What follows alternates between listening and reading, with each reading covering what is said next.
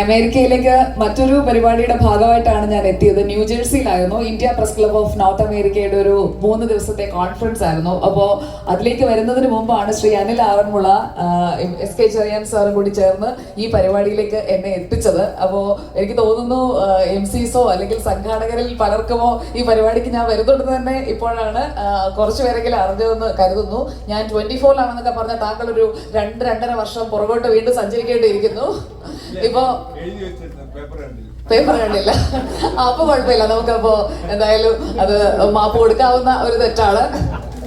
അപ്പൊ അച്ഛന്റെ ഗംഭീര പ്രസംഗമായിരുന്നു. കുറെ കാലങ്ങൾക്ക് ശേഷമാണ് അച്ഛനെ കാണുന്നത്. അതുപോലെ തന്നെ ഇവിടേക്ക് ക്ഷണിച്ച ഭാരവാഹികൾക്ക് എല്ലാവർക്കും, ജോക്സ് അപ്പാർട്ട് എല്ലാവർക്കും ആദ്യം തന്നെ ഞാനൊരു നന്ദി പറയുകയാണ്. കാരണം നിങ്ങളുടെ ഒരു പ്രധാനപ്പെട്ട ഒരു പരിപാടിയിലേക്ക് അതിഥിയായിട്ട് ക്ഷണിച്ചതിനുള്ള നന്ദിയാണ്. അതോടൊപ്പം തന്നെ ഇതുവരെ പറഞ്ഞ എല്ലാ നല്ല വാക്കുകൾക്കും നന്ദി. അതിൽ ഞാൻ ഏറ്റവും കൂടുതൽ എടുത്തു പറയാൻ, ഒരു ഔപചാരിക പ്രസംഗത്തിന്റെ ഒരു മൂഡിലല്ല എല്ലാവരും ഇരിക്കുന്നതെന്നറിയാം. അതുകൊണ്ട് സ്ട്രേറ്റ് ടു ദ പോയിന്റ്, ഇവിടെ ബേബി മാത്യൂസ് തോമതീരം സാറിനെ കുറിച്ച് പറഞ്ഞു തുടങ്ങാമെന്നാണ് ഞാൻ കരുതുന്നത്. കാരണം അദ്ദേഹത്തിന്റെ സ്ഥാപനത്തിൽ ജീവൻ ടിവിയിൽ 2009 ഡിസംബർ 1 മുതൽ 2011 മാർച്ച് വരെ ഞാൻ ജോലി ചെയ്തിരുന്നു. അതായത് 2 വർഷത്തിലധികം, അതിൽ കൂടുതൽ സമയവും ഡൽഹി ബ്യൂറോയിലായിരുന്നു. അപ്പോൾ ഡൽഹി ബ്യൂറോയുടെ ഒരു റീവാമ്പുമായി ബന്ധപ്പെട്ട ഒരു കൊടൂര അസൈൻമെന്റ് ആണ് എനിക്ക് തന്നത്. എന്നിട്ടാണ് ഈ ഇരിക്കുന്നത്. അതായത് ഒരു ബ്യൂറോ തുടങ്ങണം, അവിടെ ബ്യൂറോയ്ക്ക് ഒരു ഓഫീസ് എടുക്കണം. ഇതെല്ലാം ഈ പാവം ഞാൻ PG പഠിച്ച് അങ്ങോട്ട് ഇറങ്ങിയ എന്നെയാണ് ഈ കൊടും പാതകം ചെയ്തിട്ടാണ് സാറ്. അന്നേ എനിക്ക് ആ സ്പാർക്ക് മനസ്സിലായിരുന്നു. ഞാൻ അവിടെ ചെല്ലുമ്പോൾ രജീന്ദ്രൻ നഗർ എന്ന് പറയുന്ന സ്ഥലത്തായിരുന്നു GNTയുടെ ബ്യൂറോ. അപ്പോൾ സാറ് പറഞ്ഞു, അതുപോലെ തന്നെ PJ Antony sir, father Biju, ഇവരൊക്കെ ആയിരുന്നു മേൽത്തട്ടിൽ ഉണ്ടായിരുന്നത്. അപ്പോൾ നമുക്ക് എന്തായാലും ഗംഭീരമാക്കണം. അപ്പൊ ഞാനും ആ ഒരു ആവേശത്തിൽ, കൈരളി ടിവിയിൽ നിന്നാണ് ഞാൻ ജീവനിലേക്ക് എത്തുന്നത്. അപ്പൊ ആ ഒരു ആവേശം എന്ന് പറഞ്ഞു കഴിഞ്ഞാൽ ഒരു 21-22 വയസ്സുള്ള ഒരാൾക്കൊരു ആ സമയത്ത് ഒരു ചോരത്തളപ്പ് ഉണ്ടാവുമല്ലോ. ആ ചോരത്തളപ്പ് ശരിക്കും മുതലാക്കിയ ആളാണ് ഇരിക്കുന്നത്. ഓടിപ്പോയില്ലല്ലോ. 2 വർഷം കണ്ട് ആ ബ്യൂറോയെ ഗംഭീരമാക്കി, അവിടുത്തെ മാർക്കറ്റിംഗ് സെക്ഷനെ അടക്കം എല്ലാത്തിനെയും സ്ട്രീം ലൈൻ ചെയ്ത് സാറിന് ഒരു ഗംഭീരമായി ആ ബ്യൂറോ ആക്കി കൊടുത്തതിന് ശേഷം അങ്ങനെ ഓടിപ്പോകുന്ന ആളല്ല. അപ്പോൾ എനിക്ക് തന്നൊരു അസൈൻമെന്റ് അതായിരുന്നു. പക്ഷെ ഞാൻ അത് എടുത്തു പറയാനുള്ള കാരണം, എനിക്ക് ഏത് അസൈൻമെന്റ് ഏറ്റെടുക്കാനായിട്ടുള്ള ഒരു കോൺഫിഡൻസ് കിട്ടിയത് അവിടെ നിന്നാണ്. സോ അതൊരു സ്റ്റെപ്പിംഗ് സ്റ്റോൺ ആയിരുന്നു, എൻ്റെ കരിയറിൽ തന്നെ ഒരു സ്റ്റെപ്പിംഗ് സ്റ്റോൺ ആയിരുന്നു. ഞാൻ ജീവനിൽ നിന്ന് പോയത് റിപ്പോർട്ടർ എന്ന് പറയുന്ന ഒരു പുതിയ channel MV Nikesh Kumar start ചെയ്യുന്നു. അപ്പോൾ അതിലൊരു ഭാഗമാകാൻ വരണമെന്ന് സാറ് പറഞ്ഞപ്പോൾ ഞാൻ അതിന്റെ യഥാർത്ഥ കാരണം പറഞ്ഞിട്ട് തന്നെയാണ് അവിടെ റെസിഗ്നേഷൻ ഇട്ടത്. ഓടിപ്പോയതല്ല, ഫോർ എ കൈൻഡ് ഇൻഫർമേഷൻ. അപ്പോൾ ജീവനിൽ നിന്ന് ഞാൻ നേരെ MV Nikesh Kumar India vision കഴിഞ്ഞതിന് ശേഷം ഒരു വലിയ രീതിയിൽ ഒരു ജേർണലിസ്റ്റ് ഓൺ ചെയ്യുന്ന ഒരു സ്ഥാപനം. അപ്പോൾ അതിൽ നമുക്ക് എന്തായാലും ജോലി ചെയ്യാൻ ഒരു ആഗ്രഹം ഉണ്ടാവും. അവിടെ അങ്ങനെ 1 വർഷം ജോലി ചെയ്ത് കഴിയുമ്പോഴത്തേക്കാണ് നമ്മുടെയൊക്കെ ഒരു ഡ്രീം സ്ഥാപനം എന്ന് പറയുന്ന ഏഷ്യാനെറ്റ് ന്യൂസ് വിളിക്കുന്നത്. അപ്പോൾ അത് ഞാൻ നികേഷ് സാറിനോട് പറയും, സാർ എനിക്ക് ഏഷ്യാനെറ്റ് ന്യൂസിൽ ജോലി ചെയ്യണമെന്നുള്ളത് എൻ്റെ കുട്ടിക്കാലം തൊട്ടുള്ള ആഗ്രഹമായിരുന്നു. ഞാൻ പൊക്കോട്ടെ. പോവുക ചെയ്തു. പക്ഷെ ഇതുപോലൊന്നും അല്ല, ഇത്രയും സ്വാതന്ത്ര്യമൊന്നും ഉണ്ടാവില്ല. വലിയ പോരാട്ടം വേണ്ടി വരും. അതും സത്യമായിരുന്നു, വലിയ പോരാട്ടം വേണ്ടി വന്നു. അവിടെ എന്തായാലും ഒരു 9 വർഷം ജോലി ചെയ്തു. അതിനുശേഷമാണ് 24-ൽ ഈ ഓഗ്മെന്റഡ് റിയാലിറ്റി ഒക്കെ കണ്ട് അതിലൊക്കെ ഇങ്ങനെ മതിമയങ്ങി, അത് പഠിക്കണം, അത് ചെയ്യണം, അടുത്ത ചലഞ്ച്. അതായത് ഈ ബേബി സാറാണ് ശരിക്കും ഞാൻ ഇതൊക്കെ പറയാൻ കാരണം. ബേബി സാറാണ് ഇതിന്റെ എല്ലാത്തിന്റെ പിന്നിലുള്ള കാരണം. സാർ അന്ന് ആ സ്പാർക്ക് എന്ന് പറഞ്ഞില്ലേ, അത് സാർ ഇങ്ങനെ പുതിയ കാര്യങ്ങൾ ചെയ്യണം എന്നുള്ള ആ ഒരു സ്പിരിറ്റ് നമ്മളിലേക്ക് തരിക എന്ന് പറയും. ആ ഒരു സ്പിരിറ്റ് സാർ അന്ന് തുടങ്ങി വെച്ചതാണ്. പിന്നെ ആ ഓട്ടോ ഓടി ഞാനിപ്പോ റിപ്പോർട്ടറിന്റെ റീലോഞ്ചിന്റെ ഭാഗമായിട്ട് അതിന്റെ ഒരു എഡിറ്റോറിയൽ ഹെഡ് എന്ന രീതിയിലേക്ക്, എഡിറ്റോറിയൽ ടീമിന്റെ ഭാഗം എന്ന രീതിയിൽ വരെ എത്തി നിൽക്കുകയാണ്. അപ്പോൾ നിലവിൽ നിങ്ങൾ സ്ക്രീനിൽ കാണുന്ന എന്നെ, അല്ലെങ്കിൽ എന്നിലെ സ്പാർക്ക് ആദ്യം തിരിച്ചറിഞ്ഞ എന്റെ മുതലാളിയാണ് ഇരിക്കുന്നത്. അപ്പോൾ മുതലാളിക്ക് ഒരു കൈയടി കൊടുക്കാം.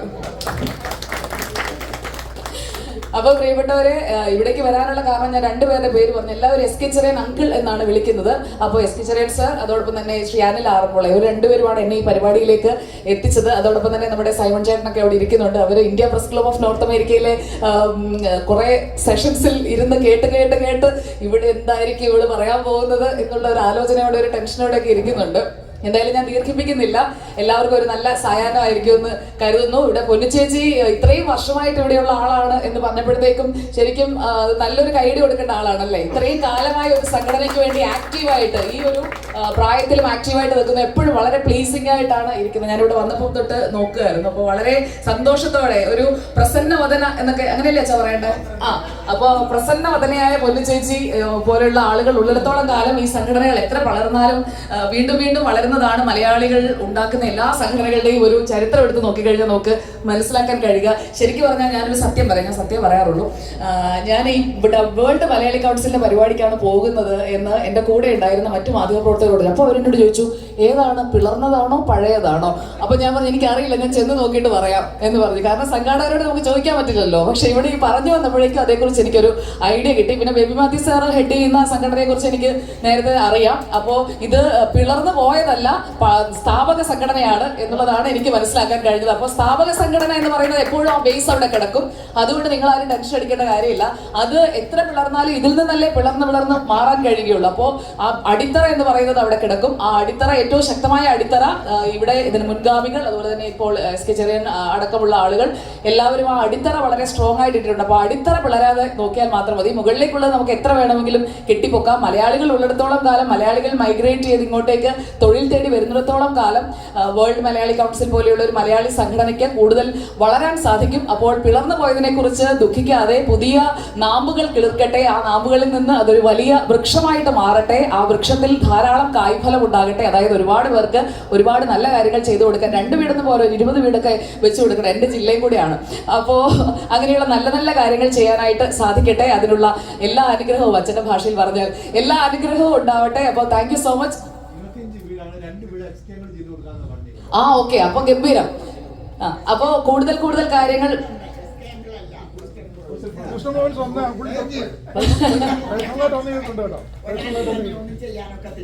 അതെ.